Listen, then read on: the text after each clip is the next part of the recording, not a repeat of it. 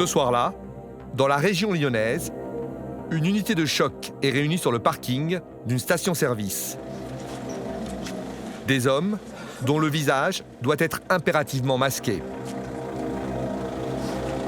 Fred, qu'est-ce qui se passe là? C'est une réunion de famille sur le... Ouais, réunion de famille, petite réunion tranquille. Voilà, on ne savait pas quoi faire ce soir, donc on sort à la fraîche. Voilà. On sort à la fraîche, mais pas les mains vides.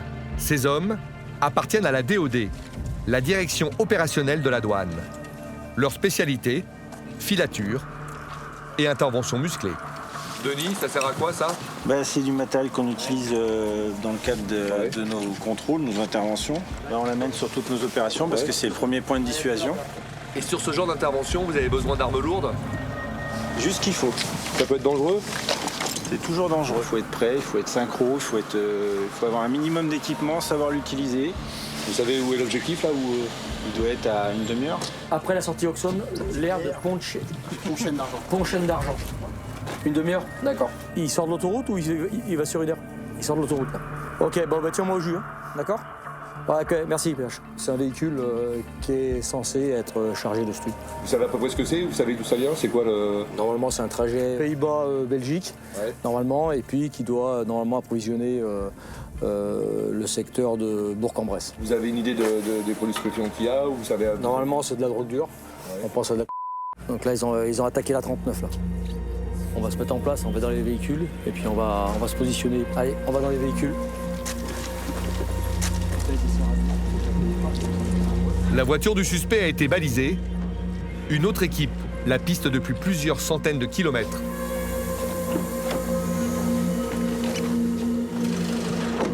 Ouais, de Fred à dispo, donc la cible est à 3 km de l'air. Hein. J'ai pris là. Là, il arrive, il est arrivé là. 1 km de la position, 800 mètres, 200 mètres entrée d'air, 115 km/h. Et il vient de passer, passage de la cible maintenant là. Ok, c'est bon. Pour ne pas attirer l'attention, le suspect roule à vitesse normale. Chez les trafiquants, l'amende n'est plus seulement aux go fast trop voyants qui roulaient à 200 km/h sur l'autoroute, mais aux voitures discrètes de monsieur et madame tout-le-monde. C'est pas les go fast qu'on imagine? Ah non, là on est pas du tout sur cette configuration-là. On est plutôt sur une personne en solo. Voilà, on n'a rien détecté autour et il roule tranquille, quoi. Mais c'est vrai qu'habituellement on a plutôt l'habitude de voir des gens qui circulent en convoi, avec des ouvreuses, une porteuse et voir des voitures qui ferment. Là, le mec, il roule tranquille, il n'éveille pas les soupçons. Et il double le camion devant, là, il double le camion. Tu restes derrière le camion et on engage. Donc là, on va effectuer un relais, en fait. Hein. Donc on reste derrière le camion et donc le véhicule qui est derrière nous va prendre la tête de filature. Il y a déjà un véhicule qui est déjà passé et là, il y a un deuxième véhicule qui passe aussi. Le suspect est pris en tenaille entre 3 véhicules de la douane. L'interception est imminente. Non, putain. Avance! Avancez! Avance!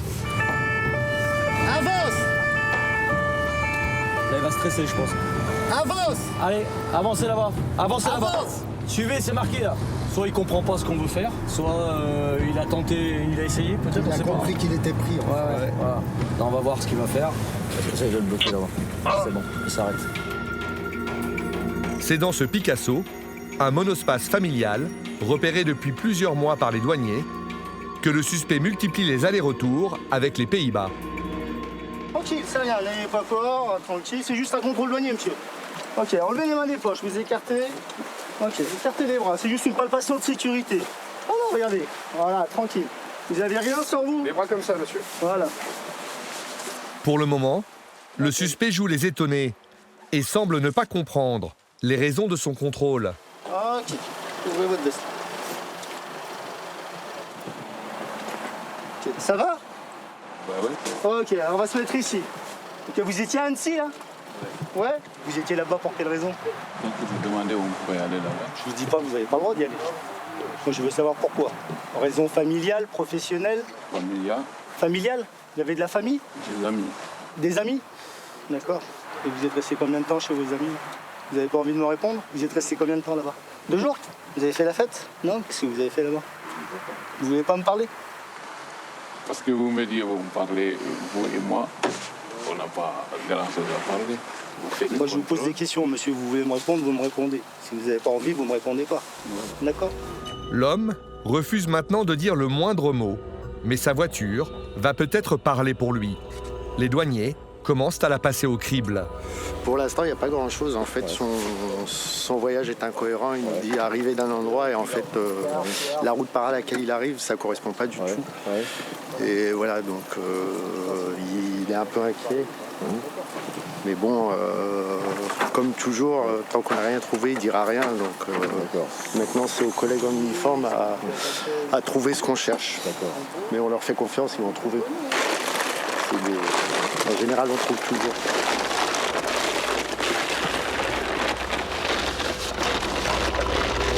Et très vite, les enquêteurs repèrent un sac à dos. Et à l'intérieur de la doublure, Dans le sac à dos, là, toute la poudre blanche. Donc monsieur nous déclare que c'est de la on va faire des tests. Et il y aurait donc un deuxième sac. Celui-là aussi, mais je m'en suis encore pas occupé. et dans le deuxième sac, Pareil. Avancez, regardez. Allez, regardez. pour dissiper le moindre doute, les douaniers sortent leur kit de prélèvement. La réponse est immédiate. Allez, là. Regardez monsieur, ça a viré. C'est bleu. Donc c'est de la Monsieur, il est 2h40. Vous êtes placé en retenue douanière pour une circulation irrégulière de marchandises réputée avoir été importée en contrebande. C'est quoi la quantité là? Je sais pas, aucune idée pour l'instant. C'est dans un double fond des deux sacs là. Ouais. Je l'ai pas vu, hein, donc on va aller peser la marchandise et puis Qu'est-ce qui risque là en fait? après ça dépend de son implication. Bon, a priori si c'est un passeur, si c'est un organisateur, etc. Après ça c'est la justice qui va se déterminer quoi. Mais plusieurs années de prison, ouais. L'homme se laisse menotter sans résistance.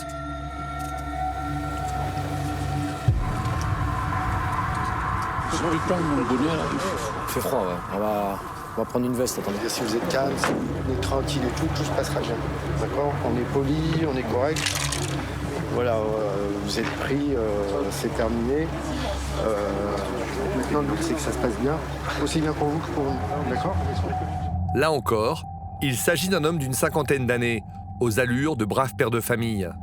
Contrairement à tout ce qu'on peut penser, il n'y a pas uniquement certains types. Il y a, voilà, c'est tout. Ils passent bien, ils passent des frontières, ils passent des contrôles. Et le but, c'est que, voilà, que le business continue et c'est à nous de nous acclimater.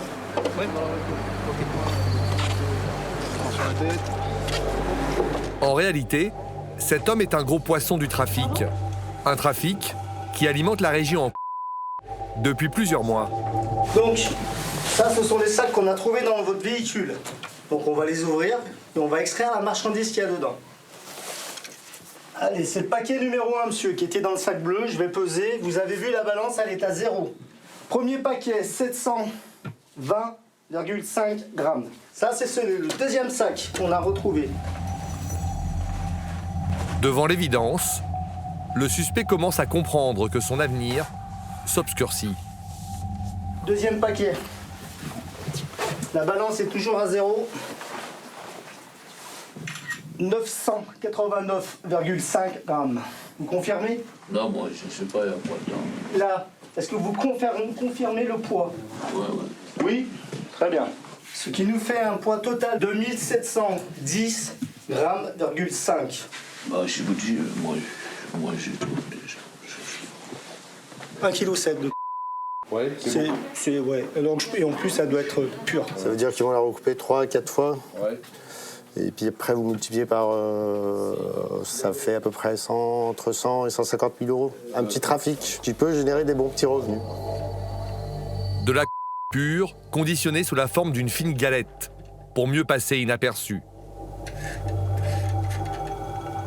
Ils ont épousé la forme du sac à dos.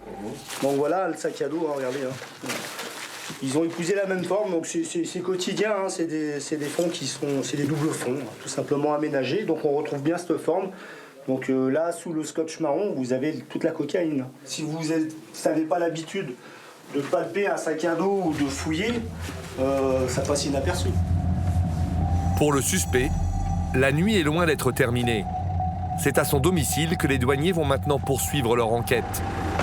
On va voir tout ce qu'on peut trouver, éventuellement des produits stupéfiants, des sommes d'argent liquide, des indices qui pourraient amener à l'enquête des éléments importants, des éléments nouveaux. Il est 6 h du matin. Les douaniers arrivent en force. Dans ce genre d'affaires, ils ne savent jamais comment ils vont être reçus. Bonjour madame, de la douane. À l'intérieur de l'appartement, Non, il n'y a pas d'enfant. la femme du suspect a un réveil difficile. On va fouiller l'appartement, d'accord? Là, il n'y a que des douaniers et il y a également des gendarmes qui sont officiers de police judiciaire. Ils vont nous assister pendant la fouille de l'appartement. Est-ce qu'il y a des marchandises qui pourraient nous intéresser dans l'appartement, madame? Non. Pas de drogue, de l'argent, des armes? Moi, je ne sais pas vraiment. Vous savez pas? Non, parce que moi, je dors ici, lui dort en haut. Ça va, vous retrouvez un petit peu vos esprits? Ouais. Ouais. La perquisition commence. Dans l'appartement, les enquêteurs retrouvent rapidement des objets Ah, il y avait celle-là aussi. liés au trafic.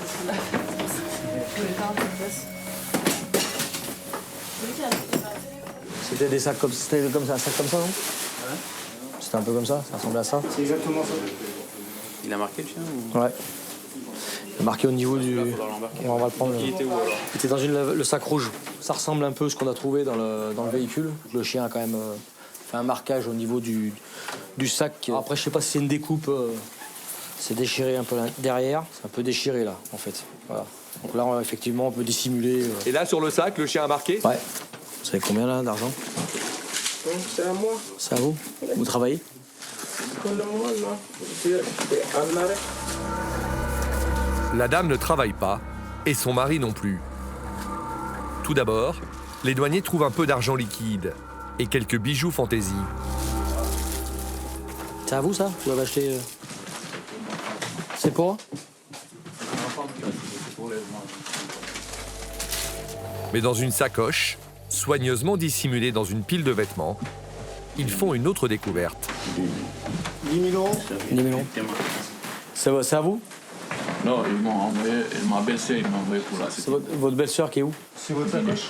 En Guinée. C'est votre belle-sœur en Guinée qui vous a envoyé cet argent-là? Non, la sacoche, c'est la mienne, mais l'argent, il l'a envoyé. Non, mais l'argent vous a été envoyé de Guinée. Ouais. Vous avez un document pour ça? Ouais. Il est où? On va, les documents.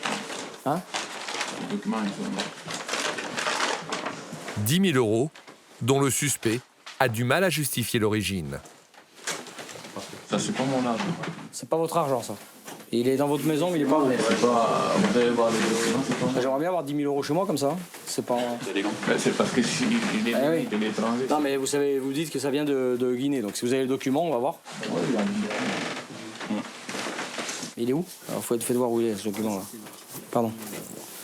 Il est où? Il est où le document? Document par rapport à l'argent, il est où? Ce document. Vous dites qu'il y a un document. On lui met l'argent, même à la limite autour de lui, là. Tu vois. Comme ça. Tiens, regarde. Hop, comme ça, il l'a toujours avec lui. Voilà. Pour le moment, les douaniers n'en sauront pas plus. Mais l'enquête ne fait que commencer. 2 billets de 200. 3 billets de 100. 16 billets de 50. 17 billets de 500. Soigneusement recompté, l'argent sera confisqué. Pour les enquêteurs, c'est une pièce à conviction importante. Oui, monsieur. Il justifie sur le fait que c'est sa belle-sœur en Guinée qui lui a envoyé. Voilà. Ouais. Bon, donc on a demandé un document évidemment pour cette transaction. Pour l'instant, il cherche les documents. Voilà. C'est peut-être aussi son salaire de travail. A priori, il travaille pas, donc bon. Il nous a vendu qu'il travaillait avant. Mais bon, enfin bon, voilà. Pour l'instant, on va vérifier. Voilà, on va vérifier. On peut supposer que c'est lié quand même au trafic. D'accord. Voilà, de stupes. Mais bon, après, voilà, c'est l'enquête qui va le déterminer. Mais avant tout, les douaniers veulent vérifier que l'homme n'a pas aménagé des caches dans sa voiture. Vous allez vous asseoir, écartez les bras. Allez, allez-y, n'ayez pas peur. Et voilà. C'est au siège de l'unité que la brigade canine inspecte le véhicule. On va chercher? Allez, tu cherches, ouais. Ça, c'est bien. Continue, continue, continue. Ça, c'est bien. Continue, ouais. On va dedans? On va dedans, tu... Allez, tu cherches. C'est bien, impeccable, impeccable. Ouais, ça, c'est bien. Le chien ne trouvera pas de nouvelles traces. Mais les douaniers ont accompli leur mission. Cet homme sera condamné à 5 ans d'emprisonnement, à une interdiction définitive du territoire français et devra payer une amende douanière de 68 400 €. Une opération qui démantèle un réseau qui approvisionnait la région de Bourg-en-Bresse.